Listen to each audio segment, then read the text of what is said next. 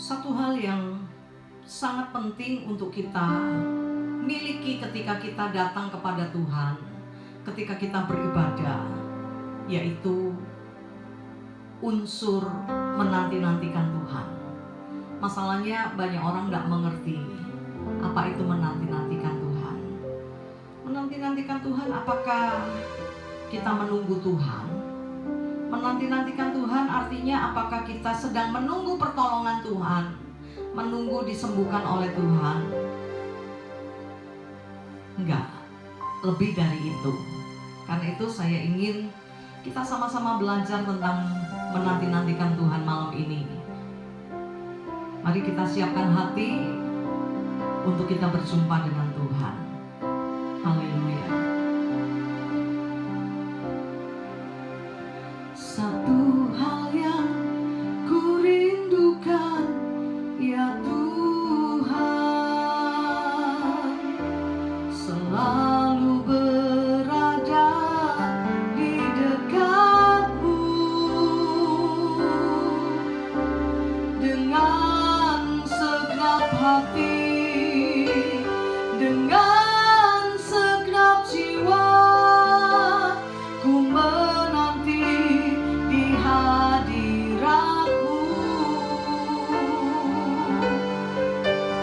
Satu hal yang ku rindukan, ya Tuhan, selalu berada di dekat-Mu dengan segenap hati, dengan segenap jiwa. Ku menanti di hadirat-Mu.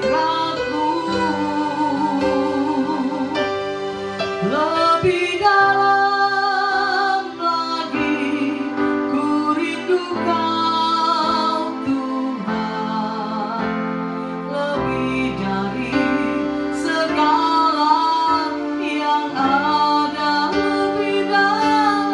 Lebih dalam lagi ku cinta Kau Yesus, ku mengasihi-Mu.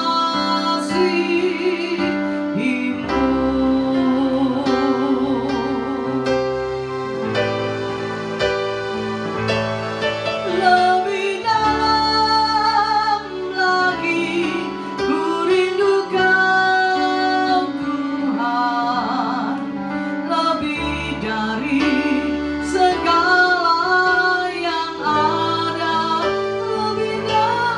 Lebih dalam lagi ku cinta Kau Yesus. Katakan, ku mengasihi-Mu, ku mengasihi-Mu,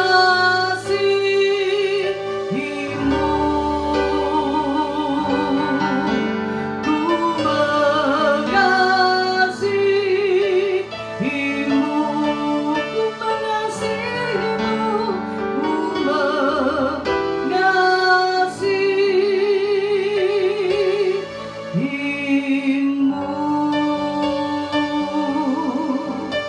Selamanya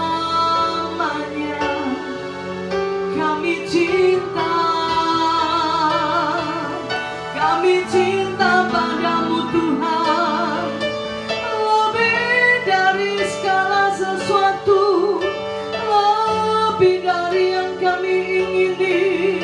Kaulah segalanya dalam hidup kami.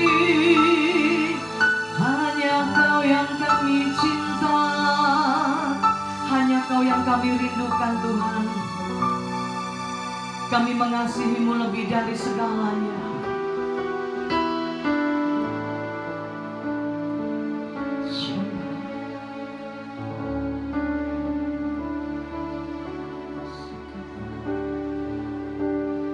Lebih dari segalanya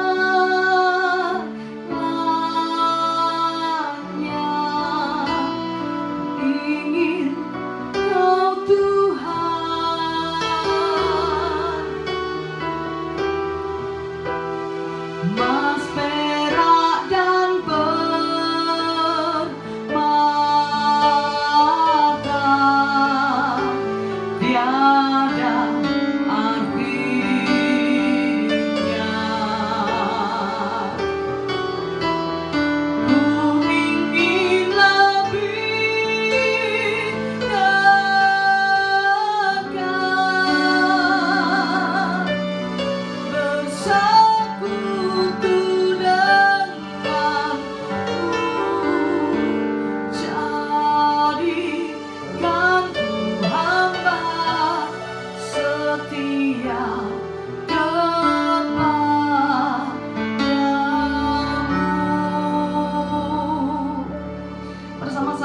akan lihat Yesaya pasal 40 ayat yang ke-31.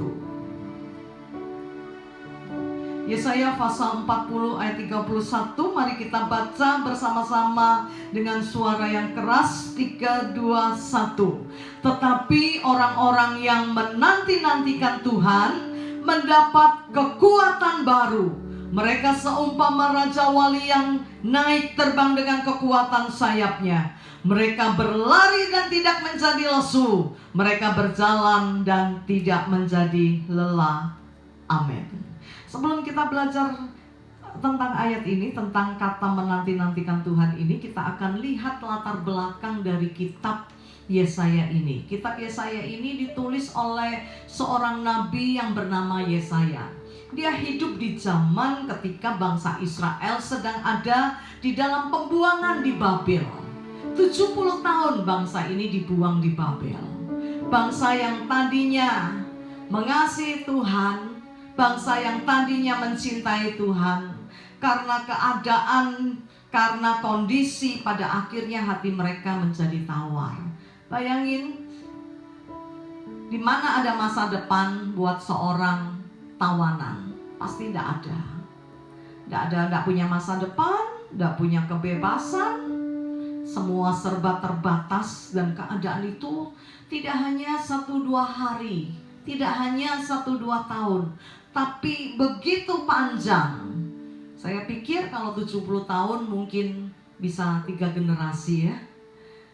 Nah, ini membuat bangsa Israel pada akhirnya jiwa mereka capek, pengharapan mereka pudar, dan gak ada kerinduan untuk mencari Tuhan. Sampai akhirnya Tuhan berbicara lewat seorang nabi ini. Tuhan berkata kepada bangsa Israel, kalau kamu menanti-nantikan Tuhan, kamu tidak akan capek. Kalau kita bekerja, kita capek. Ketika kita tidur, ketika kita istirahat yang cukup, maka ketika kita bangun, tubuh kita sudah segar. Tapi kalau jiwa yang capek, tidak ada obatnya. Tidak ingin melakukan apa-apa, bahkan mungkin tidak ingin hidup. Ini yang membuat firman Tuhan datang kepada bangsa Israel lewat seorang nabi yang bernama Yesaya. Firman Tuhan berkata, kalau kamu menanti-nantikan Tuhan, kamu tidak akan capek jiwamu. Kamu tidak akan lemah pengharapan. Kamu akan bergairah. Bahkan dikatakan, mereka akan seumpama raja wali yang naik terbang dengan kekuatan sayapnya. Tidak ada raja wali terbang di tengah-tengah perjalanan lalu berhenti dan bilang capek. Ya, mereka akan berlari dan tidak menjadi lesu. Semua orang kalau habis lari ya pasti lesu ya, capek ya. Tapi dikatakan kalau kamu menanti-nantikan Tuhan, kamu berlari tapi kamu tidak akan lesu. Kamu berjalan tapi kamu tidak akan lelah. Nah, malam ini kita akan belajar kata menanti-nantikan Tuhan. Di dalam bahasa Ibrani ada 3, ya. Ya, saya tidak akan sebutkan bahasa Ibraninya ya, nanti Bapak Ibu Saudara pusing, tapi saya akan artikan saja. Kata menanti-nantikan Tuhan yang pertama adalah mengikat sesuatu bersama-sama dengan Dia, dengan cara memintal, ya. Menanti-nantikan Tuhan yang pertama artinya seperti 3 benang diikat jadi satu terus dirajut. Maka benang ini tidak bisa berdiri sendiri. Bapak Ibu Saudara, ibu-ibu mungkin tahu ya, ada pakaian yang berasal, ada pakaian namanya rajut ya, itu dari benang. Kalau benang satu lepas, hancurlah pakaian itu, gitu ya. Nah, itu sudah menjadi satu. Nah, menanti-nantikan Tuhan artinya kita mengikatkan diri kita dengan Tuhan menjadi satu, manunggal dengan Tuhan. Kita bersyukur kita punya Allah yang mencari kita ya. Dia datang dari surga ke dunia mencari kita untuk apa? Untuk bersatu dengan kita. Dia Allah yang merindukan kita. Dia Allah yang ingin selalu dekat dengan kita. Masalahnya, apakah kita menanti-nantikan Tuhan? Apakah kita ingin selalu bersatu dengan Tuhan? Apakah kita merindukan Tuhan di dalam hidup ini? Atau kita merasa kita cukup hebat menjalani hidup ini sehingga kita melupakan Tuhan dan kita merasa tidak perlu Tuhan. Malam ini mari kita belajar ya. Mari kita belajar memiliki satu sikap menanti-nantikan Tuhan. Kita ikatkan diri kita dengan Tuhan menjadi satu. Dan arti menanti-nantikan yang kedua, menanti-nantikan Tuhan yang kedua artinya menanti dengan tenang dan percaya, ya, punya kepercayaan yang penuh. Saya kasih contoh, kalau saudara punya anak dan dia sedang sekolah dan kebetulan bapak ibu saudara yang jemput, ya. Nah, dulu waktu anak saya sekolah, kami yang jemput. Nah, anak saya sekolah di Petra, jam-jam pulang sekolah itu jam-jam yang sangat menjengkelkan, ya, karena jangankan naik mobil, ya, bisa beberapa menit bahkan bisa 1 jam, ya, ngantri, macet begitu, ya. Jadi saya kadangkala ketika mau jemput gitu saya lihat, wah ini pasti sedang macet, saya tunggu.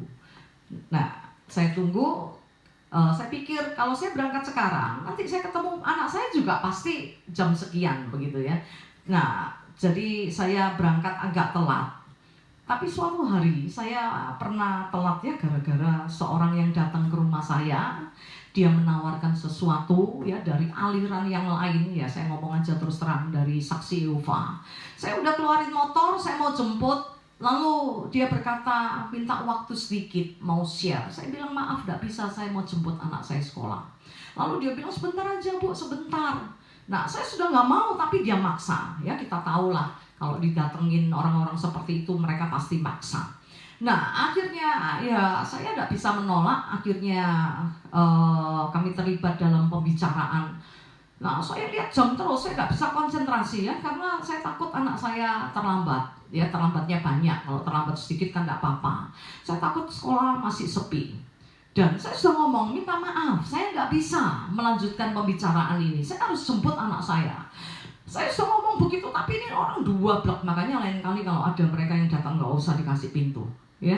Mereka keterlaluan, kebangetan. Saya bukan mau bermaksud untuk menjelekan, tapi ini pengalaman pribadi dan pengalaman beberapa orang, ya. Kalau sudah ngomong gak bisa di stop. Akhirnya saya marah, saya bilang, tadi saudara bilang cuma sebentar. Saya sudah terlambat jemput anak saya. Anak saya masih kecil. Saya nggak mau terjadi sesuatu terhadap anak saya. Akhirnya saya usir dia pulang dan saya jemput anak saya. Saya terlambat begitu banyak, ya. Saya sampai khawatir, waduh, nanti jangan-jangan sekolahnya sudah sepi gitu, ya. Nanti anak saya tunggu di mana dan lain sebagainya. Ketika saya sampai di sekolah, saya kaget saudara, ternyata anak saya masih ada begitu, ya. Anak saya masih ada, dia tidak pulang, dia tidak bilang, waduh, tadi Hizkia pikir mami tidak jemput, jadi Hizkia pulang saja, enggak gitu, ya. Dia lihat saya, dia lari dan kami pulang bersama. Jadi yang kedua ini, dengan ilustrasi ini kita bisa belajar, ya. Anak saya begitu percaya kepada saya pasti jemput dia. Anak saya percaya, saya pasti datang menjemput dia.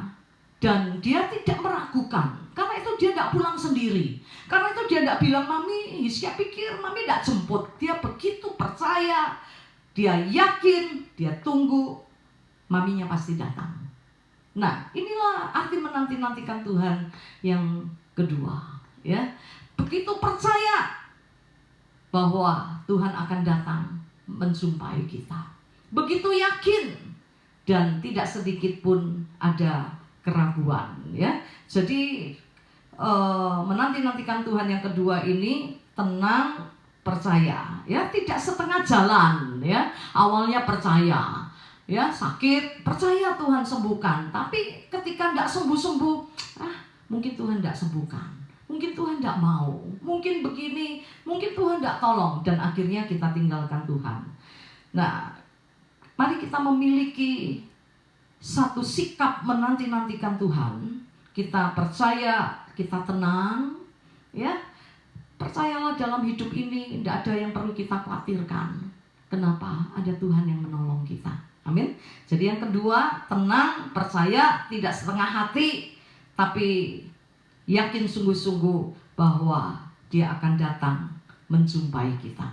Dan yang ketiga, menanti-nantikan Tuhan yang ketiga artinya melekat kepada Tuhan, merindukan Tuhan. Apakah hidup Kristen kita melekat kepada Tuhan? Apakah kita di dalam ibadah kita merindukan Tuhan? Atau sebaliknya? Dalam Mazmur pasal 42 kita akan lihat, ya, Raja Daud, dia begitu merindukan Tuhan, dia menanti-nantikan Tuhan. Nah, arti menanti-nantikan Tuhan di sini adalah, coba kita lihat ini ya, satu ayat. Mazmur pasal 42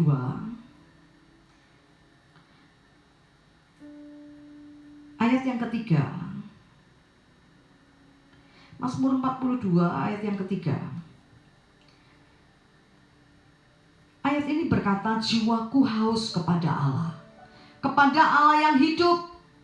Bilakah aku boleh datang melihat Allah?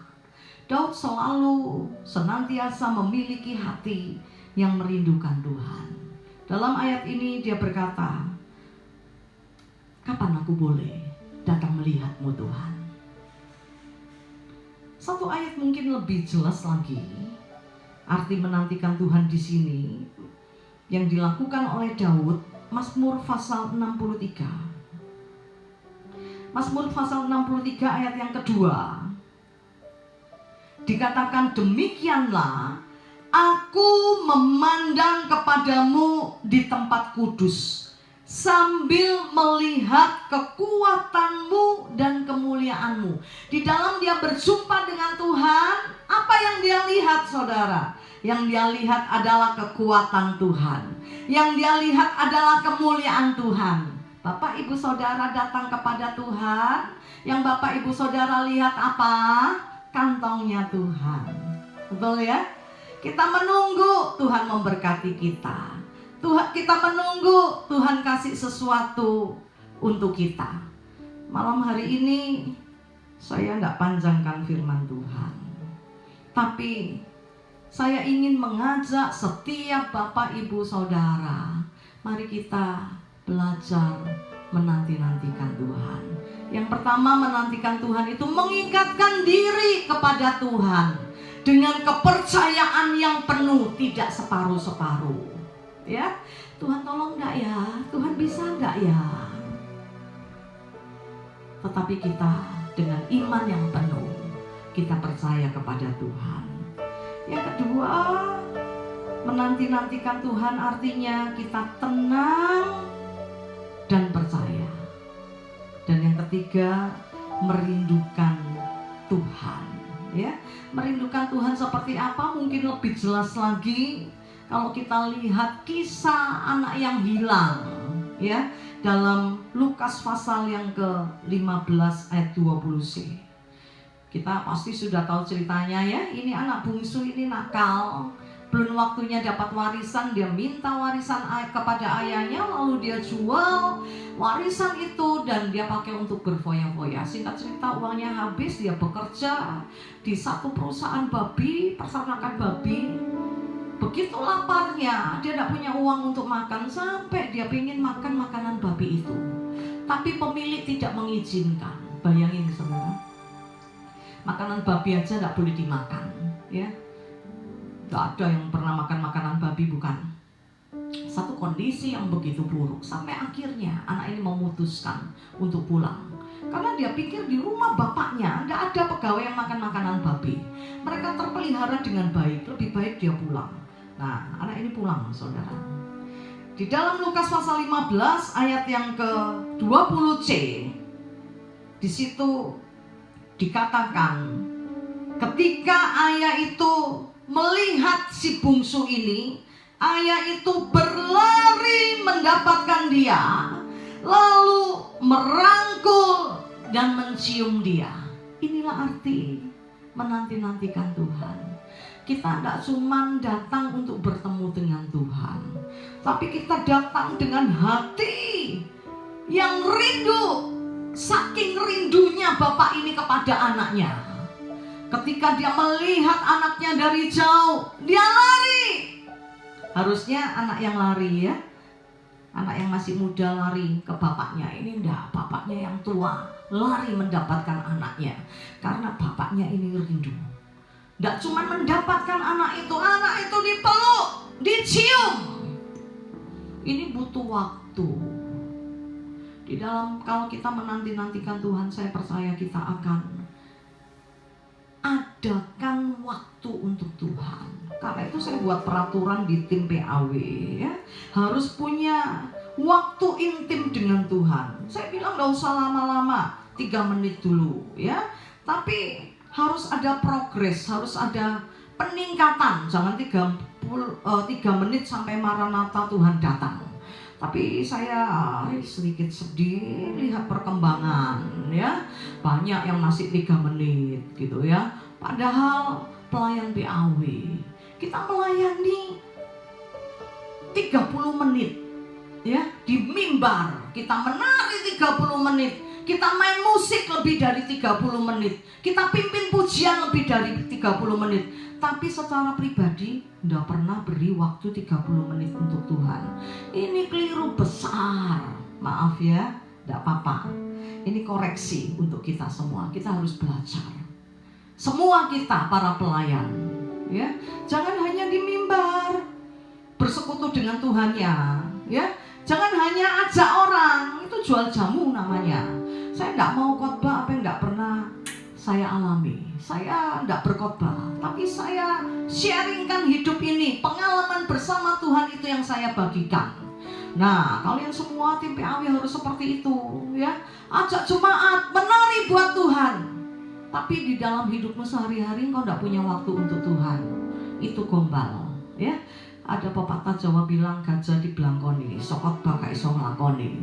Kita tidak mau seperti itu. Ayo tim PAW, kita sama-sama adakan waktu untuk Tuhan, intim dengan Tuhan, bersekutu dengan Tuhan. Kalau engkau biasa pimpin pujian setengah jam, engkau harus punya waktu lebih dari setengah jam. Amin. Engkau menari buat Tuhan setengah jam, engkau harus punya waktu intim dengan Tuhan setengah jam. Engkau main keyboard ya, jangan hanya di gereja saja. Loh, enggak punya, di rumah enggak punya keyboard. Saya punya teman luar biasa ya. Dia enggak punya keyboard, tapi dia tinggal di satu desa. Dia cerita dulu ya. Tapi dia sering datang ke gereja-gereja pinjam keyboard. Ke gereja A, pinjam keyboard 1 jam dia menyembah Tuhan. Pindah ke gereja B, pinjam keyboard. Nah, enggak punya pinjam. Kalau enggak punya, ke gereja. Gereja kita punya keyboard kok, punya gitar ya.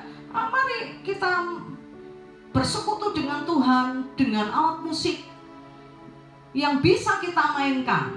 Terus kalau drum gimana? Itu alasan aja gitu ya. Tidak harus dengan alat musik, tapi yang pasti kita punya waktu intim dengan Tuhan. Nah, hasilnya luar biasa. Saya akan tutup dengan 3 ayat.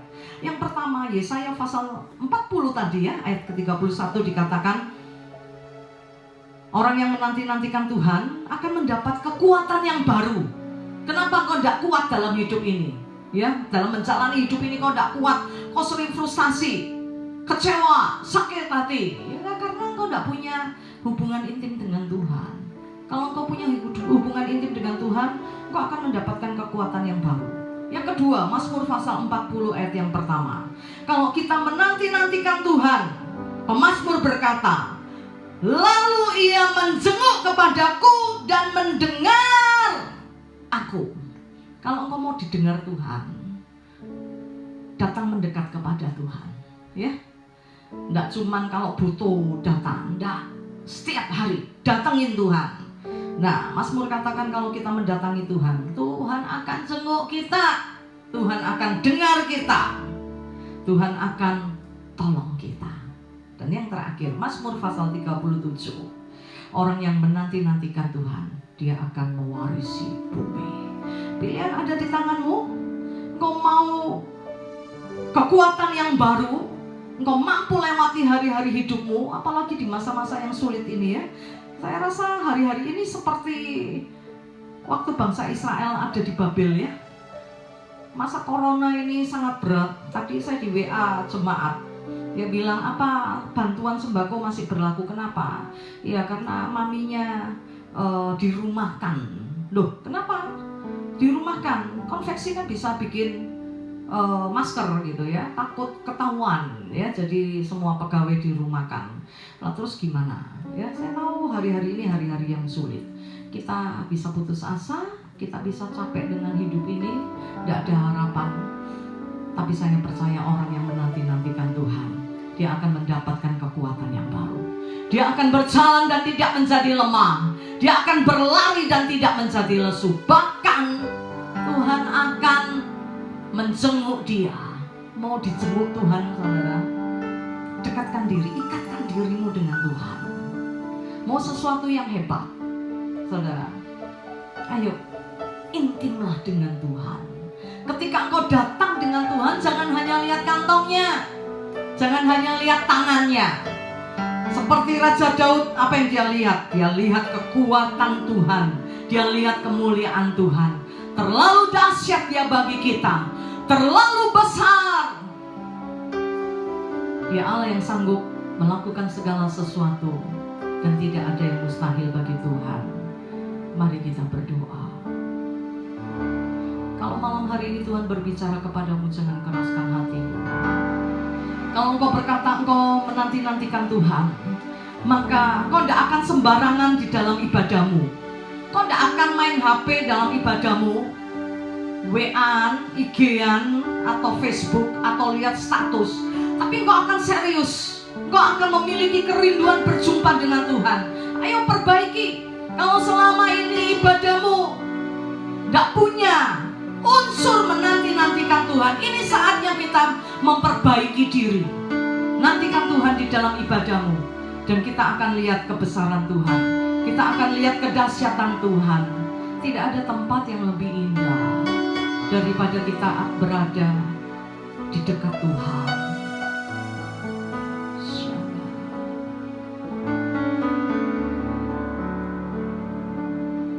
Engkau yang mau memperbaharui komitmenmu, engkau yang mau belajar menanti-nantikan Tuhan, mari bersama-sama bangkit berdiri, angkat kedua tanganmu dan katakan kepada Tuhan,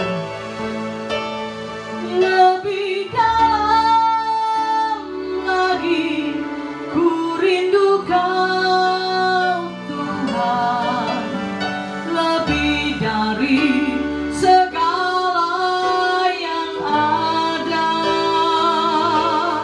lebih dalam lagi ku cinta Kau Yesus, ku mengasihimu. Orang yang menanti-nantikan Tuhan tidak peduli walaupun ibadahnya hanya online. Banyak orang males online, koyo nonton. Keliru. Kalau hatimu merindukan Tuhan, lewat ibadah online pun engkau bisa berjumpa dengan Tuhan. Kenapa saya ngomong seperti ini? Saya mengalami ketika saya ikuti ibadah online, saya dengar khotbah saya sendiri, saya bisa nangis. Kenapa saya nangis? Saya berjumpa dengan Tuhan. Dia menjenguk saya, Dia menjamah saya, Dia melawat saya, dan saya lihat tangan Tuhan yang luar biasa memeluk hidup saya. Karena itu malam hari ini rindukan Tuhan lebih dari segalanya. Katakan kepada Tuhan, kalau kau tidak pernah rindukan Tuhan lebih dari yang lain, ini waktu yang sangat baik untuk kita datang kepada Tuhan. Saya tahu kita tidak punya banyak waktu, tapi mari kita pakai waktu yang ada ini, merindukan Tuhan, mendekat kepada Tuhan, mengikatkan diri kepada Tuhan. Sekali lagi, mari angkat tangan dan hatimu, kata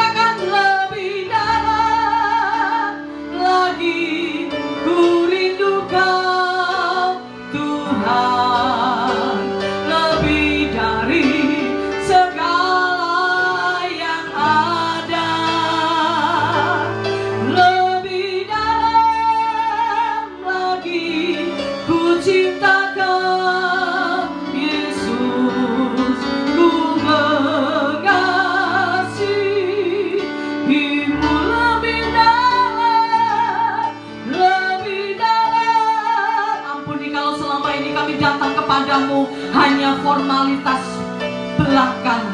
Wis pokoknya ke gereja, wis pokoknya ketemu Tuhan, tanpa kerinduan, tanpa kesungguhan. Tuhan ampuni kami. Kira laba ya sikata kami ingin ibadah kami berkualitas. Karena itu Tuhan kami mau berjumpa denganmu, memelukmu, menciummu. Ada persekutuan yang indah denganmu Tuhan. Kira laba ya syandara. Dimanapun kami berada malam hari ini, lawa dan sama kami Tuhan. Yang letih lesu berbeban berat Tuhan beri kelegaan. Di dalam nama Yesus jiwa yang capek, jiwa yang lemah dikuatkan oleh Tuhan, mendapat kekuatan yang baru. Terima kasih Bapa, terima kasih. Terima kasih buat firman-Mu yang menegur kami.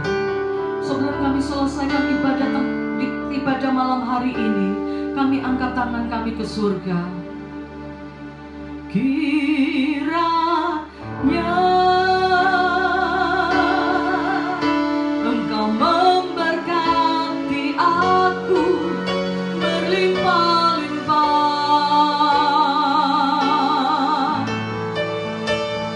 dan memperluas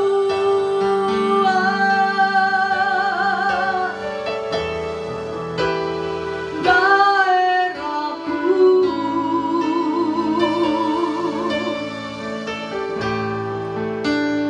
Dan kiranya tangan-Mu menyertai aku dan melindungi aku daripada malapetaka, sedikit kesakitan tidak menimpa aku.